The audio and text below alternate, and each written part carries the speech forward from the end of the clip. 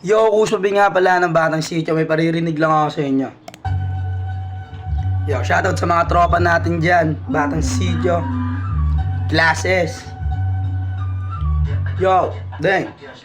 Nakakamiss rin pala talaga ang mag-rap. Ito aking pangarap, kaya nagsusumikap. Patuloy lang sa paglikha ng musikang rap. Walang mahirap sa taong merong pangarap. Salamat sa lahat ng mga nakaalala. Salamat rin pala sa tunay nyo na suporta. Kayo ang dahilan kung bakit merong isang kusma. Kayo ang dahilan kung bakit ako nakilala at ganado. Kada merong bagong kakulabo, planado. Kahit gumalo lang to ng solo, alam mo naman yung mga taga-Batang Sityo, 100% marinis to magtrabaho. Daming nanabik sa aking pagbabalik. Pagpasensyahan nyo na napasarap ang aking gimmick. Ngayon na siguro ang tamang panahon para muling bumangon sa pagkakabaon-baon.